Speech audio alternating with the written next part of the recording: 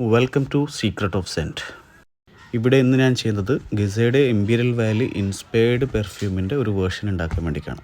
ഈ പെർഫ്യൂം ഒരു oriental woody ടൈപ്പാണ്. അതുകൊണ്ട് തന്നെ അതിൻ്റെ ഫിക്സേറ്റീവും മസ്കി ആംബർ ബേസ്ഡ് ആണ്. അതുപോലെ അതിൻ്റെ പ്രൊജക്ഷൻ ബൂസ്റ്ററും ഞാൻ അതിനനുസരിച്ചാണ് ചൂസ് ചെയ്തിട്ടുള്ളത്. എല്ലാവരും ഒരു കാര്യം വളരെ ക്ലിയറായിട്ട് മനസ്സിലാക്കുക, ഓരോ പെർഫ്യൂം ഓയിൽസിനും ഡിഫറെൻറ്റ് ടൈപ്പിലുള്ള ഫിക്സേറ്റീവ് പ്രൊജക്ഷൻ ബൂസ്റ്ററും യൂസ് ചെയ്യണം. സാധാരണ കണ്ടുവരുന്നത് ഇവിടെ ഒരു പെർഫ്യൂം ബൂസ്റ്റർ എന്ന് പറഞ്ഞിട്ട് ഒരു ബോട്ടിലൊരു സാധനം വരുന്നുണ്ട്. അത് തന്നെയാണ് എല്ലാവരും എല്ലാ പെർഫ്യൂമിൽ യൂസ് ചെയ്യുന്നത്. അങ്ങനെ ചെയ്യരുത്.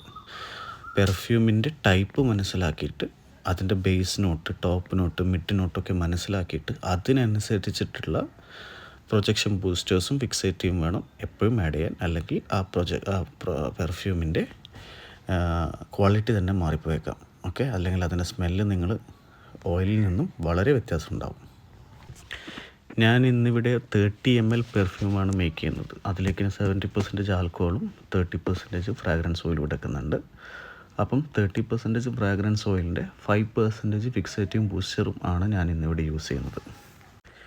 ഇവിടെ ചെയ്യാൻ പോകുന്നതെന്ന് വെച്ചാൽ ഈ 5% ബൂസ്റ്ററും ഫിക്സേറ്റീവും ആഡ് ചെയ്തതിന് ശേഷം 12 ദിവസങ്ങൾക്ക് ശേഷം, മാസറേഷൻ പീരീഡ് കഴിഞ്ഞതിന് ശേഷം വീണ്ടും ഞാൻ ഈ പെർഫ്യൂം ഒന്ന് സ്മെല്ല് ചെയ്യും. അതുപോലെ ഇതിൻ്റെ ലോഞ്ചിറ്റി ടെസ്റ്റ് ചെയ്യും. അപ്പോൾ അതിൽ എന്തെങ്കിലും വേരിയേഷൻസ് വേണം എന്നുണ്ടെങ്കിൽ മാത്രമേ ഞാൻ ഫിക്സേറ്റീവിൻ്റെ റേഷ്യോ ഹയർ ലിമിറ്റിലിട്ട് പോവുള്ളൂ. അല്ലെങ്കിൽ എപ്പോഴും ഞാൻ ലോവർ ലിമിറ്റിലാണ് വെക്കൽ. കാരണം എത്രയായാലും പെർഫ്യൂം ഓയിൽസിൽ നമ്മൾ ഫിക്സേറ്റീവും ബൂസ്റ്ററൊക്കെ ആഡ് ചെയ്യുമ്പം പെർഫ്യൂമിൻ്റെ സ്മെല്ലിൽ ചെറിയൊരു വേരിയേഷൻസ് ഉണ്ടാവും. അപ്പോൾ അത് ഒഴിവാക്കാനാണ് ഞാൻ വളരെ ലോ ലെവലിലുള്ള ഈ പെർഫ്യൂം ഫിക്സേറ്റീവ് ആഡ് ചെയ്യുന്നത്. അപ്പോൾ അത് നിങ്ങൾ അതുപോലെ ചെയ്യാൻ ശ്രമിക്കുക.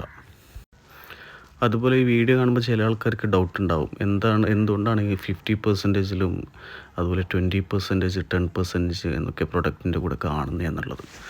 അതെന്താണെന്ന് വെച്ചാൽ ചില പ്രൊഡക്റ്റുകൾ ഒരിക്കലും നമ്മൾ ഡയറക്റ്റ് പെർഫ്യൂം ഈ ഓയിൽസിലിട്ട് ആഡ് ചെയ്യാൻ പാടില്ല. കാരണം എന്താ വെച്ചാൽ ചിലതിനൊക്കെ വളരെ ഹാർഡ് സ്ട്രോങ് സ്മെല്ലൊക്കെ ആയിരിക്കും. അപ്പം നമ്മളൊരു ചെറിയൊരു ഡ്രോപ്പ് പോലും നമ്മുടെ പെർഫ്യൂമിനെ സ്മെല്ലിനും ക്വാളിറ്റിയൊക്കെ ബാധിക്കാം. അതുകൊണ്ടാണ്. അതുപോലെ blending is very important. Okay, നമ്മളൊരിക്കലും ഓയിൽസ് ആഡ് ചെയ്തതിന് ശേഷം വെറുതെ പെർഫ്യൂം അങ്ങ് ലോക്ക് ചെയ്യാൻ പാടില്ല. അതിനെ വളരെ അടിപൊളിയായിട്ട് ബ്ലെൻഡ് ചെയ്യണം. ബ്ലെൻഡ് ചെയ്തതിന് ശേഷം മാത്രമേ നമ്മൾ ബോട്ടിൽ ചെയ്യാൻ പറ്റൂ.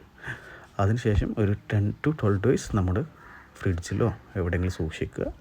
അതിനുശേഷം നമ്മൾ യൂസ് ചെയ്യുക.